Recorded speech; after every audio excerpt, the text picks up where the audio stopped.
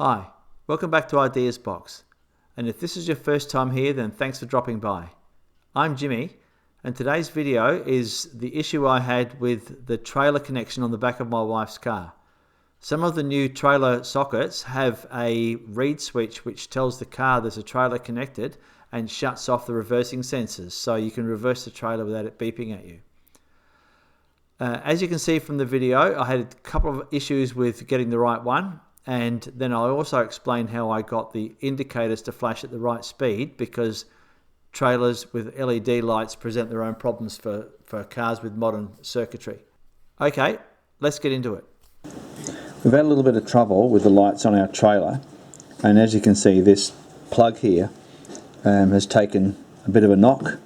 We live on an unsealed road, so the underneath of our cars at different times of year, depending on what the council have done with the road, the roads can be quite rough or quite good, and at different times of the year the underneath of the cars can take a bit of hammering.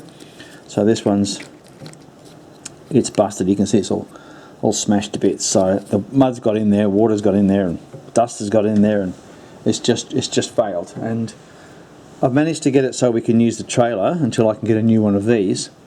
But what these cars do have, and when you lift this up, there's a magnet and a reed switch, and that's to tell the car that there's a trailer attached, and it cuts out the backup sensor, and also it's looking for extra lights, i.e. what I mean is when this is lifted up, the car thinks there's a trailer attached and it's looking for a different amount of current draw through the circuit. So if you've got a trailer with LED lights, the lights will flash faster because the car thinks the trailer's got a blown bulb, because LEDs don't draw very much current, so the car's not getting the current draw it expects. So that's what that little reed switch does. It tells that the car that there's a trailer attached, so it cuts out the reversing sensor so it doesn't beep at you, because obviously you've got a trailer behind you, and also it tells the car there's a trailer attached, so it's looking for a different amount of current draw from the trailer lights. Here, I'll show you what I mean. Here you can see the indicator is flashing normally, and as soon as I lift this little flap here, can you see that? Yep, I'll lift the little flap, you watch what happens to the indicators.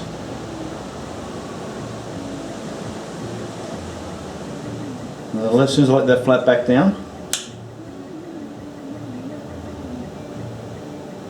so I'll do that again. Just takes a second to respond. I'll let that flap back down, and they go back to flashing normally. So because in this state, with the cover up, it thinks I've got a trailer attached, but one of the bulbs is blown. So I'm going to flash fast to tell you that. Now it thinks the trailer's been disconnected and it doesn't care what the trailer lights are doing. So I'm going to have to fit a new one of these. So I had a look on the internet, and some of these switches, the reed switch in there, the little glass reed switch, is either normally open or normally closed. And I can't see what that one is because it's side on to me. But I also can't tell, because I don't know whether the car is looking for a signal or looking for loss of a signal. I've got no idea. But what I can do, because obviously I need to order a new one, so I don't know whether I need normally open or normally closed, and they're $35, so I'd rather not order the wrong one. So if I connect my multimeter to that, multimeter there, so if I tap them together, so that switch is obviously open. So it's normally, now what that means is that's normally closed, because the normal position of a switch is the unactivated position of a switch, the unactivated condition, sorry. The unactivated condition of a switch. So that has got the magnet on it, which means it's open, so it's a normally closed switch. So the magnet is off it, so that is considered a normally closed switch. Now it's open, now it's closed. Now it's open, now it's closed. So I need a normally closed 7-pin backup switch with a reed switch. for parking sensors. There you go, I'll get on the interwebs and order one of them. Our trailer has LED lights, and anybody who's hooked their car up to a trailer with LED lights knows that their car doesn't like it. The car will flash fast because it thinks the trailer's got a blown bulb. Let me show you what I did.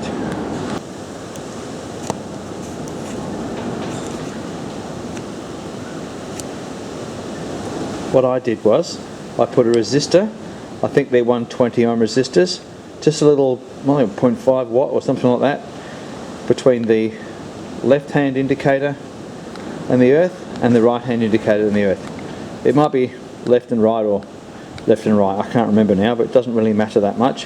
What I've done is, they're in parallel with the circuit, so it's giving the car some resistance to think about. And that's worked for several years now, and it works fine.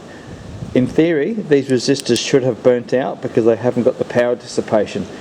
Whenever you put power through a resistor, it produces heat, and if the resistor hasn't got enough physical capacity to get rid of the heat, the resistor could burn out. And these ones should have burnt out, and all I can think of is that the light is on, then off, on, then off, and it's giving the resistor time to cycle the power and to dissipate the heat.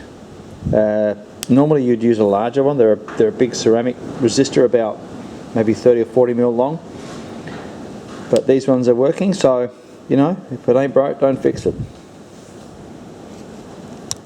So I've ended up buying the wrong switch, and I'll explain to you how it happened and what to watch out for if you buy one. If you look at my video earlier,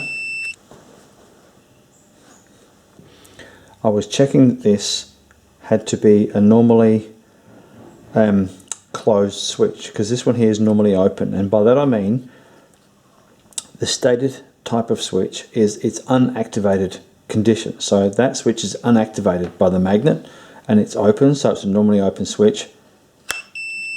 Now it's closed, now it's open, so that's definitely a normally open switch. But just let me shut that up for a second. This is called normally closed, because what the manufacturers do is, to them, that's the normal position of the switch, because that's not, it hasn't got a trailer connected. So this is the normal, probably 99% of the time that a car is sitting there, this is the position the switch would be in. So they've considered that normally closed. But I consider it normally open, but it's just a terminology thing. They haven't used electrical theory. They've used the interpretation of the application, which is, I suppose, is all you can do.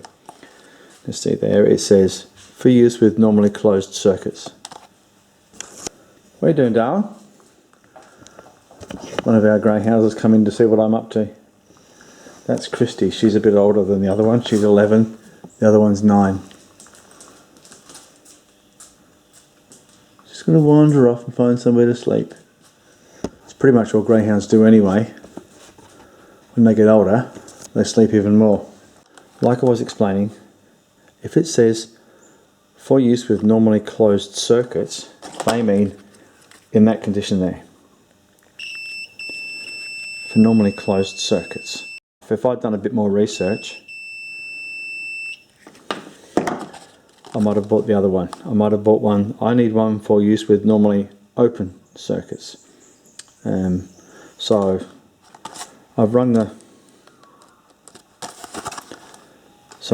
people I got this from, and they won't take it back, which is fair enough, because I ordered it. I told them what I wanted, and I've opened the packaging, so I can't get my money back. Never mind, not the end of the world. It's a perfectly good plug. I mean, I can use that for a spare for my car, because all the pin arrangement's the same. My car doesn't have the reversing sensor connections, so well, it is what it is. I've learnt my lesson, I guess. Pay a little bit more attention to what I'm ordering, or don't assume that I know what I'm talking about, which we all do from time to time. It's not the end of the world. But anywho, so that's where I'm up to now. I've ordered another one of them with a normally open circuit, so when that comes in, I'll fit the new one. Alright, so part of the problem I had was this plug got full of shit, and I think that was caused by, that's part of the trailer plug cover which slides on the cables, and then that seals around the wires. This new one, if you look down there, it's got a compressible grommet, so when you do that up tight, it compresses the grommet onto the wires and seals it a wee bit better. Admittedly, that's been a little bit of a struggle to get those wires through that grommet, but a little bit of Vaseline never goes astray, does it, guys? So I'll strip those wires back now and fit this plug, and we'll test it. I won't bother to show that. It's a bit boring. So when I lift up this cover, watch there, it flashes faster. When I close the cover, watching there again, it flashes slower. Now I'll just test all the others, make sure I've got lights where I'm supposed to have them. Okay, so I've tested it with the cover off, and now I'm going to test it with the cover on, because you have to squish the wires around a wee bit to get the cover on, and sometimes they can come a bit adrift. So there's the right hand indicator, left hand indicator, tail lights. The other two aren't connected because they're just service brakes and something else, I'm not sure what, an auxiliary line I think. So I just need to test the brake lights now. So I'm going to hang that there. You tell me if that light comes on. It did? Oh, beauty. Okay, thanks for watching. I hope you enjoyed the video, and I hope the issue with the reed switch helps you clarify something that you're trying to fix. As you can see, it's not as easy to work out as I just assumed that I had it right, and once again I was incorrect, but that's okay. It's good to show you mistakes because it shows you that people on YouTube don't always know what they're doing. Make sure to click like and subscribe, and don't forget that notification bell too. Well, I reckon that's it for today, so bye for now.